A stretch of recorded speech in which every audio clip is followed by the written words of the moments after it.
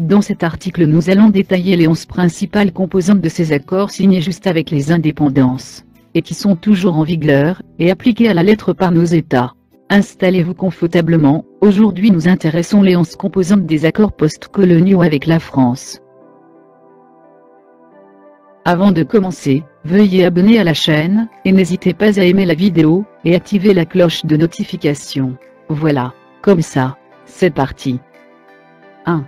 La dette coloniale pour remboursement des bénéfices de la colonisation. Les États nouvellement indépendants doivent rembourser le coût des infrastructures construites par la France pendant la colonisation.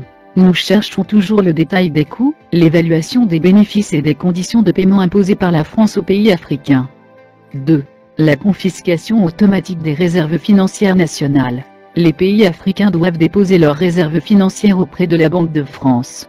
Ainsi, la France garde les réserves financières de 14 pays africains depuis 1961, le Bénin, le Burkina Faso, la Guinée-Bissau, la Côte d'Ivoire, le Mali, le Niger, le Sénégal, le Togo, le Cameroun, la République centrafricaine, le Tchad, le Congo-Brazzaville, la Guinée équatoriale et le Gabon. Ainsi, la gouvernance des politiques monétaires reste asynchronée et incomplète du fait qu'elles sont pilotées directement par le gouvernement français, sans aucun lien avec les autorités financières des pays tels que la CEMAC ou la CEDEAO. Ainsi, du fait des conditions qui lient les banques des zones économiques et financières, elles sont obligées de garder 65% de leurs réserves de change dans un compte d'opération tenu par le Trésor français, ainsi que 20% supplémentaires, afin de couvrir les risques financiers. De plus, les banques des zones CFA imposent une limite de crédit à chaque pays membre équivalent à 20% des recettes d'État de l'année N1. Bien que le BEAC ou la BCEAO ont des possibilités de retrait supérieures auprès du Trésor français, ces retraits doivent faire l'objet de l'accord du Trésor français. La décision finale revient donc au Trésor français qui a lui-même investi les réserves des pays africains sur la place boursière parisienne. En d'autres mots, 80% des réserves financières africaines sont déposées sur un compte opération contrôlé par l'administration française. Les deux banques de la zone CFA sont africaines de par leur nom, mais ne décident aucune des politiques monétaires par elles-mêmes.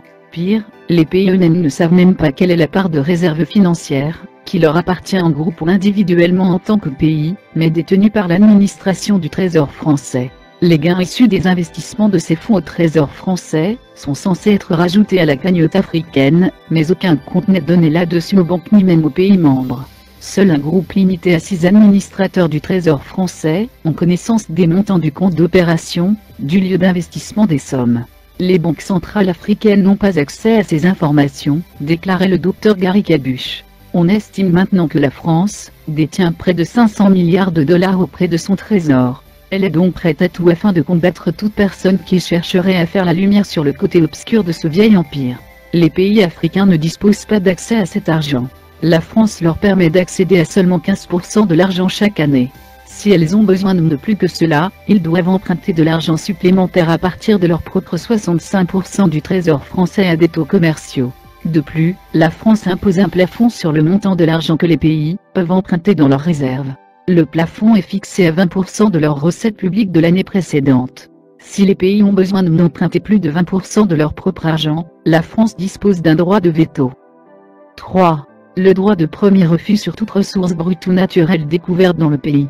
La France a le premier droit d'achat des ressources naturelles de la terre de ses ex-colonies.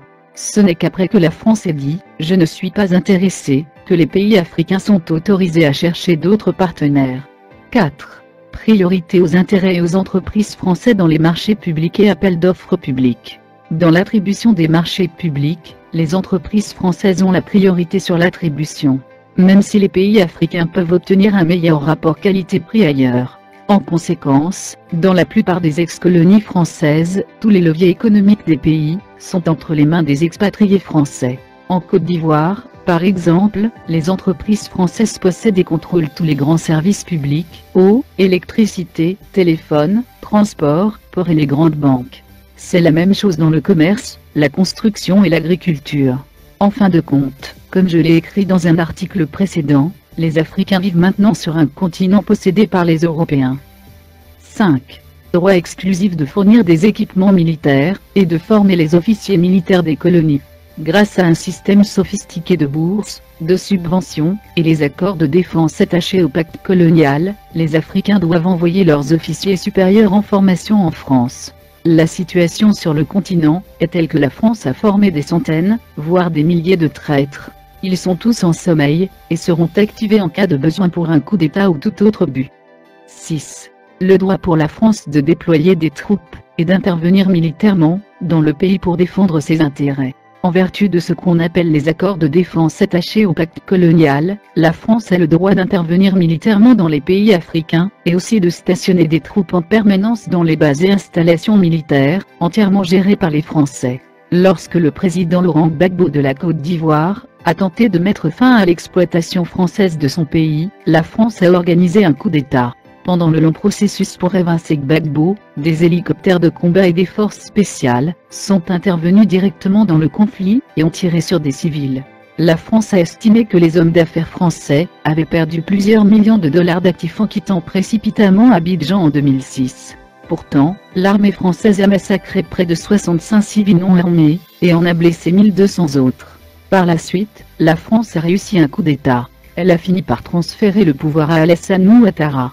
La France a demandé au gouvernement Ouattara de verser une indemnité à la communauté française pour rembourser les pertes pendant la guerre civile. 7. L'obligation de faire du français la langue officielle du pays et la langue pour l'éducation. Oui, monsieur. Vous devez parler français, la langue de Molière. Une organisation de la langue française et de la diffusion de la culture française a même été créée. Elle s'appelle la Francophonie et possède plusieurs organisations satellites.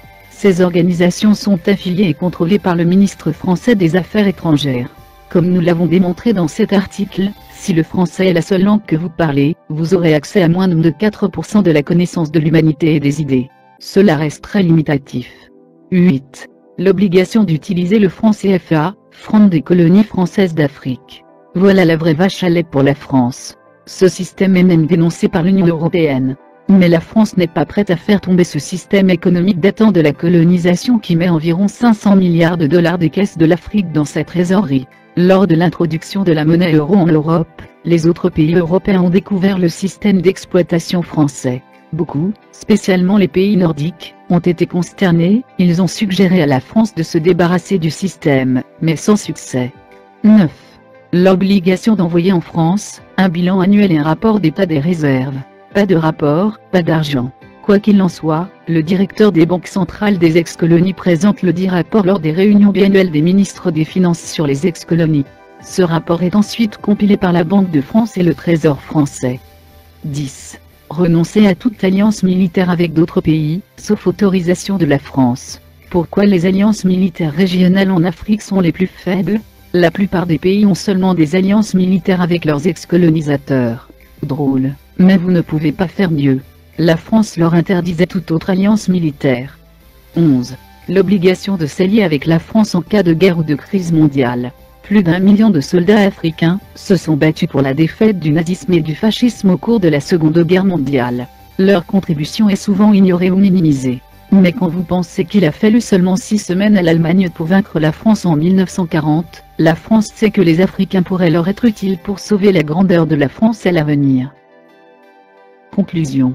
Il y a quelque chose de presque psychopathe dans la relation entre la France avec l'Afrique. Tout d'abord, la France est accro au pillage et à l'exploitation de l'Afrique depuis l'époque de l'esclavage. Ensuite, il y a ce manque complet de créativité et d'imagination de l'élite française à penser au-delà du passé et de la tradition. Enfin, la France dispose de 2 institutions, qui sont complètement gelées dans le passé, habitées par des paranoïaques et psychopathes aux fonctionnaires. Ils répandent la peur de l'apocalypse, si la France changeait de stratégie. Leur référence idéologique date encore du 19e siècle, ce sont les ministres des Finances et du Budget et des Affaires étrangères de la France. Ces 2 institutions ne sont pas seulement une menace pour l'Afrique, mais pour les Français eux-mêmes. C'est à nous, Africains, de nous libérer, sans en demander la permission. Parce que je ne comprends toujours pas comment 450 soldats français en Côte d'Ivoire ont pu contrôler le destin d'une population de 20 millions de personnes. La première réaction des gens, quand ils apprennent l'existence de la taxe coloniale française, est de poser la question: jusqu'à quand? À titre de comparaison historique, la France a fait payer à Haïti l'équivalent de 21 milliards de dollars de 1804 à 1947, près d'un siècle et demi, pour les pertes causées aux marchands d'esclaves français par l'abolition de l'esclavage et de la libération des esclaves haïtiens. Les pays africains paient la taxe coloniale depuis seulement 50 ans, donc je pense que cela pourrait durer encore un siècle de plus. Merci, c'est tout pour aujourd'hui.